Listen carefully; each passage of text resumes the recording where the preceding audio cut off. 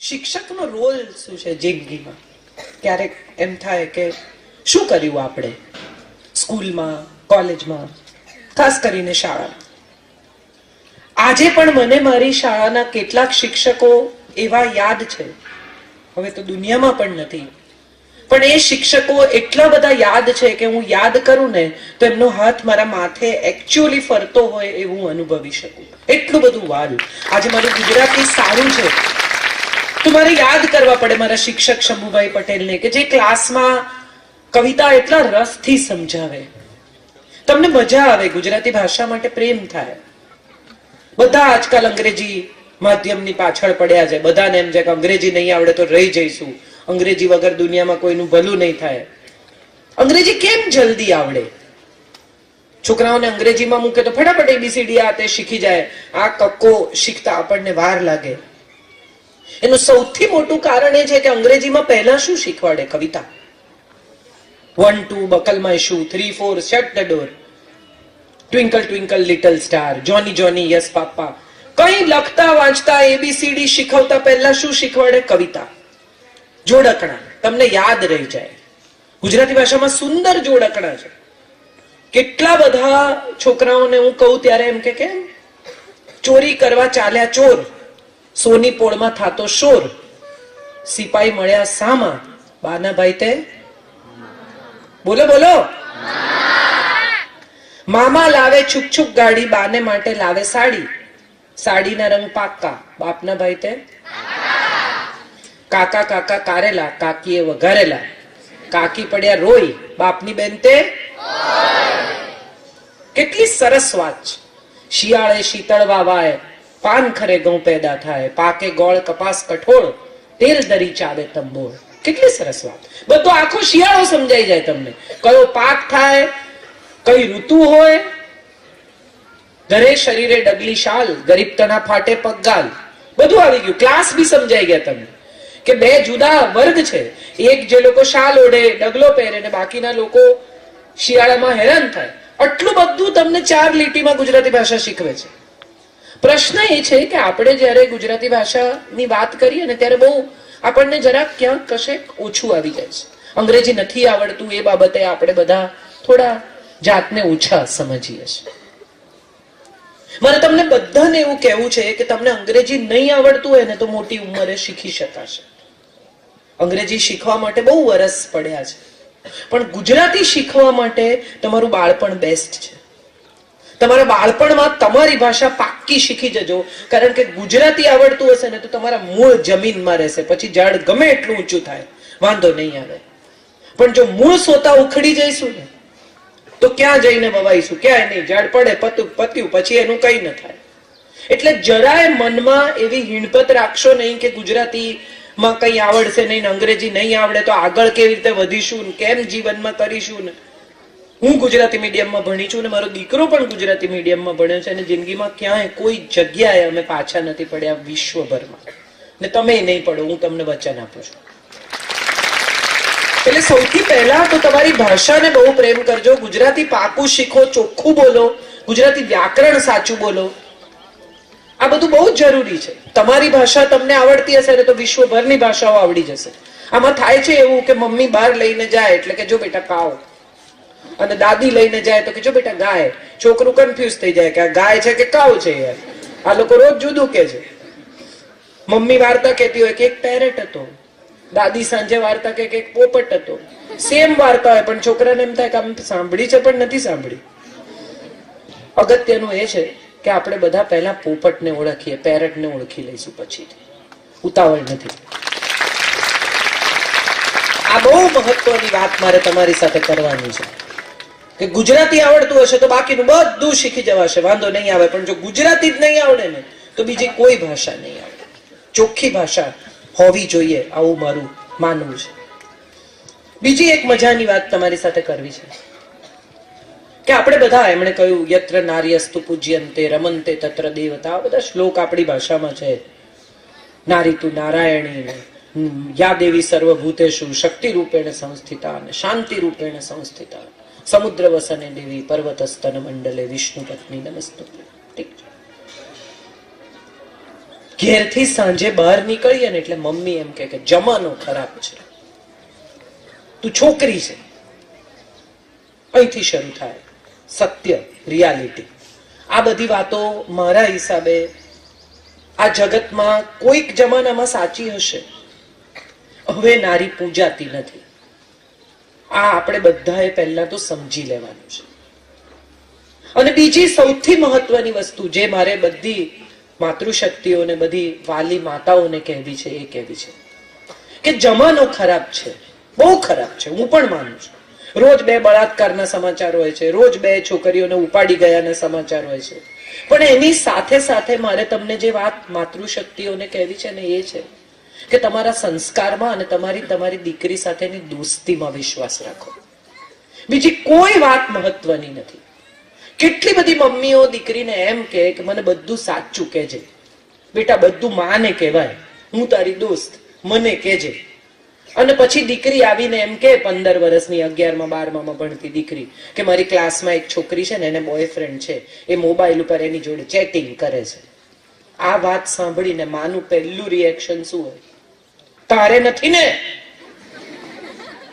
એ તમારામાં ભરોસો કરીને કોઈકની વાત કહે છે. સારા શ્રોતા બનો. એક માં એ જો ટીનેજમાં દીકરીને કરેક્ટલી મોટી કરવી હોય ને તો એને બહુ જ સારા શ્રોતા બનવું પડશે. શાંત ચિત્તે એ શું કહે છે તે સાંભળો અને પછી તમારી અક્કલ, હોશિયારી વાપરીને એ શોધી કાઢો કે આ જે એણે કહ્યું છે એની વચ્ચે કઈ લાઈનો છે જે એણે તમને નથી કહી અથવા એ ખાઈ ગઈ છે. બહુ માં થવું ને એ બહુ સરળ બાબત નથી. મારે ત્યાંથી શરૂ કરવું છે. તમે વિચારો કે કેમ ઈશ્વરે એવું નક્કી કર્યું કે સ્ત્રી માં બને? ખરેખર શારીરિક રીતે વધુ સ્ટ્રોંગ તો પુરુષ છે. સહન કરવાની શક્તિ પુરુષમાં વધુ છે. ફિઝિકલી એની પાસે તાકાત વધુ છે. છતાંય પુરુષ માં ન બની શકે, સ્ત્રી જ માં બને. આવું ઈશ્વરે નક્કી કર્યું. કેમ? કુદરતે નક્કી કર્યું. જેમાં તમે માનતા હો એને નક્કી કર્યું. અલ્લાહે નક્કી કર્યું. જેણે કેમ આવું નક્કી કર્યું? એનું સૌથી મોટું કારણ એ છે કે સ્ત્રી પાસે અખૂટ ધીરજ છે. 9 મહિના પેટમાં બાળક રાખવું ને ત્યાંથી શરૂ થાય છે આ ધીરજનો પ્રયોગ. કોઈ માં એવી તમે જોઈ કે 4.5 મહિને એમ કે ભાઈ થાકી ગઈ, કાઢી લો? સાંભળી આવી કોઈ માં તમે ક્યાંય? હું તો કંટાળી ગઈ ભાઈ. હું ઘણીવાર પુરુષોને કહું છું કે પ્રેગ્નન્ટ પત્ની હોય, માં બનવાની હોય, એના મૂડ બદલાય, એના શરીરની ફરિયાદો હોય અને ત્યારે પુરુષો બહુ રિએક્ટ એવું કરે કે નવાઈની માં બનવાની છે. એકચ્યુઅલી નવાઈની જ માં બનવાની છે. લગભગ દરેક પુરુષે આ સમજવાની જરૂર છે. આવતીકાલે ભવિષ્યમાં તમે પણ મોટા થશો, પુરુષો થશો. બહુ અગત્યનું છે. તમારા કુળને જે વંશ આપી રહી છે, તમારા અસ્તિત્વને જે આધાર, આકાર આપી રહી છે, એ સ્ત્રીનું બહુ સન્માન કરજો. એની સાથે ખરાબ રીતે હું ઘણીવાર મમ્મીઓને કહું છું, દીકરા ને દીકરીમાં આપણા દેશમાં બહુ ફેર છે. બધી મમ્મીઓને એમ છે કે દીકરો ધ્યાન રાખશે, દીકરો હશે તો આમ થશે, દીકરો આમ કરશે, દીકરો છે એનાથી કરાય. દીકરો બહારથી આવે ને કે પાણી આપો એટલે મમ્મી બિચારી છોકરી ભણતી હોય એને કે જા બેટા ભાઈને પાણી આપ. અને છોકરી તડકામાં, તાપમાં બહારથી ઘરનું કામ કરીને આવી હોય તો એ ભાઈ ટીવી જોતો હોય તો માં એમ ન કે બેટા તારી બેનને પાણી આપ. આપણે બધાને એમ છે કે એવું શું, હવે દીકરાને થોડી કહેવાય.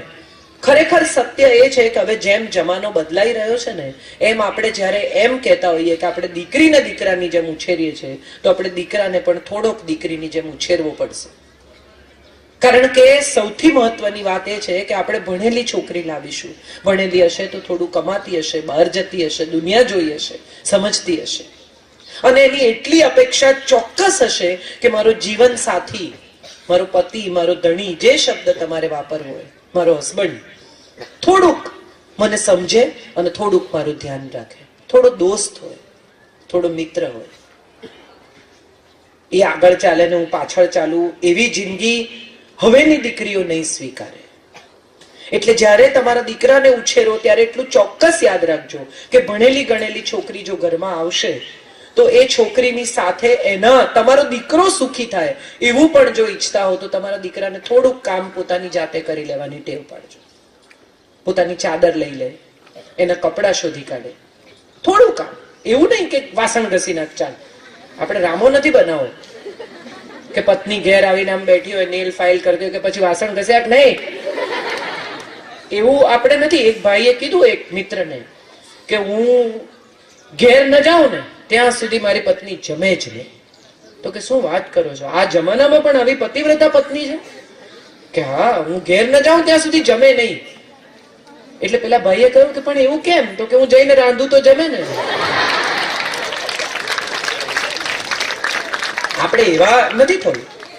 સ્વતંત્રતાનો અર્થ કોઈને નીચા પાડવા, ઉતારી પાડવા.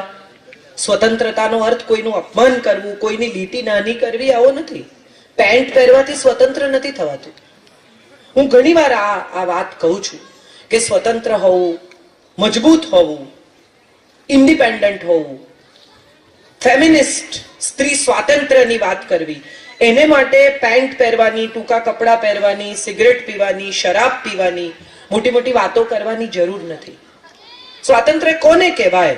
એવો સાદો સવાલ કોઈ મને પૂછે તો એના જવાબમાં મારે કહેવું છે કે ઝાંસીની રાણીની સ્વતંત્રતા જેવી સ્વતંત્રતા બીજે ક્યાંય મેં જોઈ નથી. બાળકને પાછળ બાંધીને ગઈ, સાહેબ, મૂકીને ન ગઈ.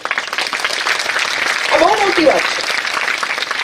બચીશ કે નહીં બચવું એની એને ખબર નહોતી, એટલે પોતાનું સંતાન સાથે લઈને ગઈ. યુદ્ધમાં ઉતરેલી માતા છે, પહેલી માં છે, પછી યુદ્ધમાં ઉતરી છે.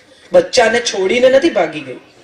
હું હમણાં ઘણી વાર જોઉં છું એરપોર્ટ ઉપર, ટ્રેનોમાં, બીજે ક્યાંય પ્રવાસ કરતી હતો કે મા બાપ બાળકને ફૂટબોલની જેમ ટ્રીટ કરે. તું થોડી વાર રાખ, હવે મેં રાખ્યું, હવે તું રાખ. આ રમકડું નથી. સ્ત્રી હોવું એનો અર્થ જ એ છે કે માં બનવા માટે માનસિક રીતે તૈયાર હોવું.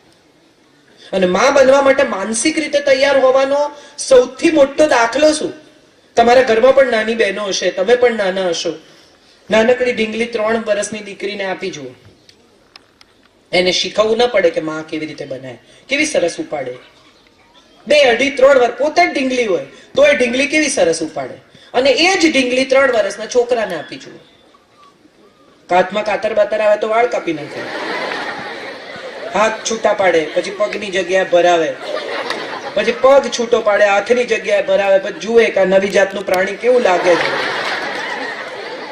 સવાલ એ નથી કે ખરાબ છે ને સારા છે, સવાલ એ છે કે બંને જુદા છે. એ જ 3 વર્ષની દીકરીને તમે કહો કે આ ટેબલ ખસેડવાનું છે, બેટા ખસેડી આપને, તો તરત 3 વર્ષનો દીકરો એ ધમાધમ ખસેડી નાખે, 2 મિનિટમાં, લાવો હું કરી દઉં. સવાલ એ છે કે કુદરતે બંનેને જુદા ઘડ્યા છે. કોઈ કારણ વગર આ સ્ત્રી સમાનતાની સરખામણી કરવાની જરૂર નથી. સ્ત્રી સ્ત્રી છે, પુરુષ પુરુષ, અને બંને એકબીજા વગર અધૂરા છે. તમે વિચારો કે આ બાજુ જેટલા ભાઈઓ બેઠા છે, પાછળ જેટલા લોકો બેઠા છે, એક જ બેન લાલ રંગના કપડા પહેરીને બેઠા છે, બાકીના બધા ગ્રે, બ્લુ, સાદા આછા રંગો છે. જો સ્ત્રી જ ન હોય જગતમાં તો રંગો ક્યાંથી લાવશો? ભૂરા, કાળા, ગ્રે, સફેદ રંગ ક્યાં છે પુરુષ પાસે? સ્ત્રી એના જીવનનો રંગ છે.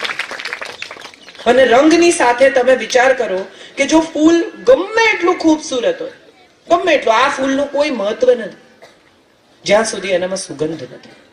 એટલે પુરુષ સ્ત્રીના જીવનની સુગંધ છે સાહેબ. એ બંને એકબીજા સાથે મિક્સ થાય તો જ કશુંક સુંદર અદ્ભુત નિર્માણ થાય. આખો હોય તો જ ચણો છે, બાકી દાળિયા થઈ જાય. આપણે દાળિયા થવું છે કે ચણા રહેવું છે, આપણે જાતે નક્કી કરવાનું. હું બહુ જોઉં છું આજકાલ 8મી માર્ચે સ્ત્રી સ્વાતંત્ર્યના કાર્યક્રમો થાય ને આમ થાય ને બહેનો મજબૂત થાવ ને બહેનો આમ કરો ને બહેનો આગળ આવો. સાહેબ 10 જણા બોર્ડમાં આવે ને, પહેલા ફર્સ્ટ 10 બોર્ડમાં, એમાં 7 દીકરીઓ હોય છે. હવે આમાંથી કેટલી આગળ લાવશો? થઈ ગયા, આગળ આવી ગઈ છોકરીઓ. હવે આનાથી વધારે કેટલી લાવશો? એન્જિનિયરિંગમાં એક સમય હતો, જે લોકો ભણ્યા હશે એને ખબર હશે કે 100 છોકરાઓ હોય ને 5 છોકરીઓ હોય. હવે એવો સમય છે કે 50-50% હોય. ધીરે ધીરે એવો સમય આવવા માંડ્યો છે કે 55-45 નો રેશિયો થઈ જાય. છોકરીઓ ખૂબ ભણે છે, આગળ આવે છે. માવતરને એવી એ ચિંતા છે કે બહુ ભણી જશે તો છોકરો નહીં મળે, બસ અહીંયા અટકી જાઓ. હવે સવાલ એ છે કે બહુ ભણી જશે તો છોકરો નહીં મળે એટલે છોકરો મેળવવો એ જ એક ધ્યેય છે જીવનનું. પરણાવી જ દેવી, એનાથી આગળ એના જીવનમાં કંઈ જ નથી. આ માન્યતામાંથી પણ માવતરે નીકળવાની જરૂર છે. હવે એવો સમય આવ્યો છે કે દીકરીઓ માને બહુ સાચવે છે. મારી જ માં, હું એક જ સંતાન છું, છેલ્લા શ્વાસ સુધી મારી સાથે રહી ને મેં બહુ પ્રેમથી રાખી. એમાં કઈ ફરક નથી પડતો. દીકરી હોય કે દીકરો હોય, સંસ્કાર એવા આપો કે તમને સાચવે. દીકરો હોય કે દીકરી હોય, એનાથી બહુ ફેર નથી પડતો. બહુ જ આ વાત મારે માવતરને પણ કહેવી છે, દીકરીઓને પણ કહેવી છે. અને સૌથી વધારે કહેવી છે મારે મારા સૌથી વાલા અને સૌથી મહત્વના ભાઈઓને. મને આજે કહ્યું કે છોકરાઓએ એવું કહ્યું કે અમે કેમ નહીં. હા, તમે ખરા, કારણ કે તમે તો સૌથી મહત્વના છો આ સમાજમાં. આર્થિક કોન્ટ્રીબ્યુશન જે લોકો કરશે એ તમે બધા છો.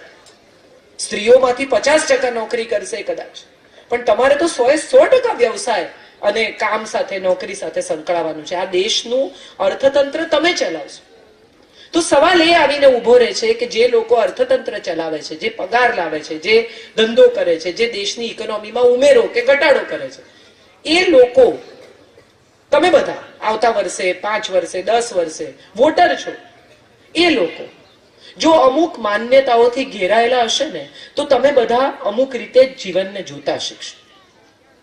સ્ત્રી સ્વાતંત્ર્યની વાત જ્યારે લોકો કરે ત્યારે હું બહુ સાદો સવાલ પૂછું કે ઘરમાં પૈસા આવે, દાખલા તરીકે 2 લાખ રૂપિયા લઈને પતિ આવ્યા કે 5 લાખ રૂપિયા લઈને હસબન્ડ આવ્યા, તો એ કોને આપે?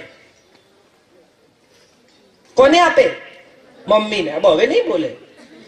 મમ્મીને. પછી મમ્મી એ ક્યાં મૂકે? કબાટ.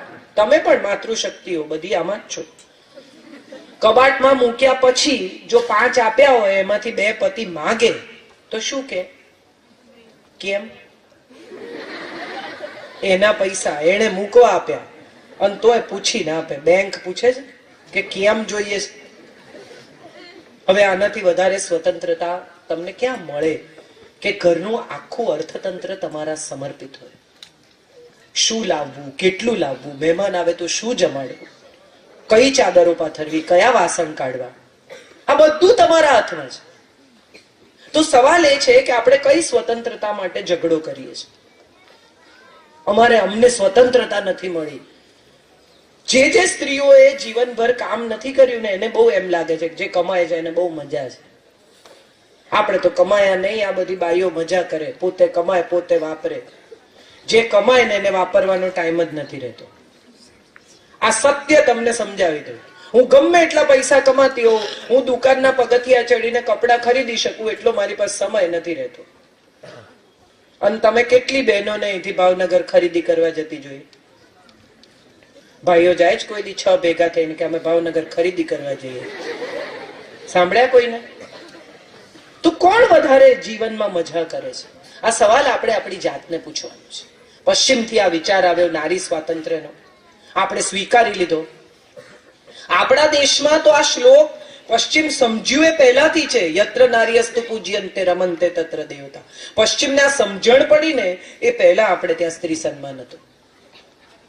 આ આપણા દેશની પરંપરા છે.